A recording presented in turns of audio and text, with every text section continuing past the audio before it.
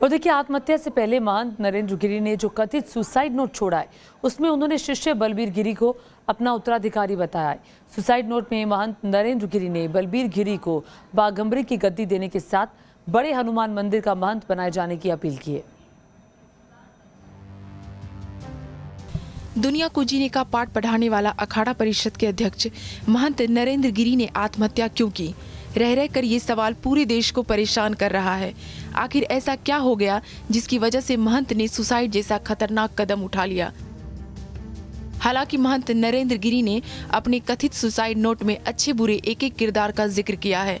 इस नोट में एक और नाम का जिक्र किया गया है और वो है उनके शिष्य बलबीर गिरी का, जिन्हें महंत नरेंद्र गिरी ने अपना उत्तराधिकारी बनाने की ख्वाहिश जताई है। जब न्यूज नेशन संवाददाता ने बलबीर गिरी से उनको उत्तराधिकारी बनाए जाने को लेकर सवाल पूछे तो उनका क्या कहना था, आइए आपको सुनवाते हैं। बलबीर जी, आप उत्तराधिकारी होंगे, आपको वो अपने लेटर में लिख कर गए हैं कि आप उत्तराधिकारी होंगे। क्या इसको लेकर पहले बात हुई थी आपकी उनसे? हमेशा से होती रही है। वो किसी तरह की समस्या में फंसे हुए थे, कुछ बताया था उन्होंने आपका? आप बहुत करीबी रहे उनके। हाँ जी। कौन है बलबीर गिरी?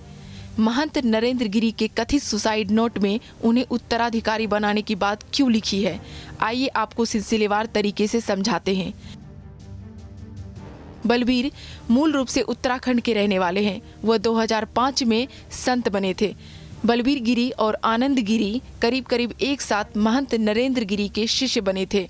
ये दोनों महंत नरेंद्र गिरी के करीब 15 साल पुराने शिष्य हैं।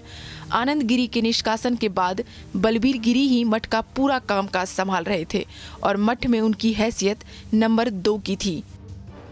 बलबीर गिरी मौजूदा वक्त में मठ की पूरी जिम्मेदारी संभाल रहे हैं और महंत नरेंद्र गिरी की मौत के बाद जरूरी कर्मकांड और कानूनी औपचारिकताओं को पूरा कर रहे हैं। अखाड़े के आचार्य महामंडलेश्वर स्वामी कैलाशानंद और पंच परमेश्वर ने भी बलबीर गिरी के नाम पर सहमति जताई है, लेकिन इसका औपचारिक फैसला अखाड़ा परिषद के पंच परमेश्वरों की बैठक में ही होना है। 22 सितंबर यानी आज ही महंत नरेंद्र गिरी के पार्थिव शरीर को भू समाधि दी जाएगी। पहले उनके पार्थिव शरीर को गंगा, जमुना और सरस्वती के जल से स्नान कराया जाएगा, जिसमें अखाड़ा परिषद के सदस्यों के साथ बड़ी तादाद में साधु संत और महंत हिस्सा लेंगे।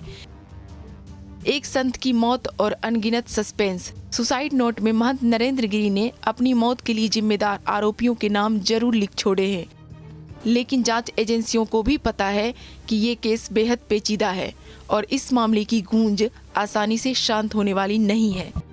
विद्यानाथ झा के साथ टीम न्यूज नेशन। तो महंत नरेंद्र गिरी की हत्या के मामले में यूं तो शक के दायरे में कई लोग हैं, लेकिन एक शख्स है जिसका नाम पुलिस से लेकर हर किसी की जबान पर है और वो नाम है आनंद गिरी का। आइए अब आपको बताते हैं आखिर कौन है आनंद गिरी और क्यों उसे बताया जा रहा है प्राइम सस्पेक्ट। आनंद गिरी जी क्या कहेंगे? सत्यमेव जयते। आप पे आरोप लगाए जा रहे हैं। सत्यमेव जयते। आनंद गिरी, यही नाम है उस शख्स का जिसकी चर्चा नरेंद्र गिरी की मौत के बाद हर किसी की जुबान से हो रही है। एक वक्त था जब आनंद गिरी महंत नरेंद्र गिरी के सबसे चहेते शिष्य हुआ करते थे। अगस्त 2000 से आनंद गिरी महंत के संरक्षण में थे। गुरु के पास रहकर मठ और मंदिर का काम संभालने लगे। 2014 में आनंद गिरी ने खुद को महंत नरेंद्र गिरी का उत्तराधिकारी बताना शुरू कर दिया। तब महंत ने खुद कहा कि आनंद उनके उत्तराधिकारी नहीं बल्कि शिष्य है। 2021 आया और विवाद चरम पर पहुंच गया। मई में निरंजनी अखाड़ा ने परिवार से संपर्क रखने और गुरु के खिलाफ साजिश के आरोप में आनंद गिरी को निकाल दिया।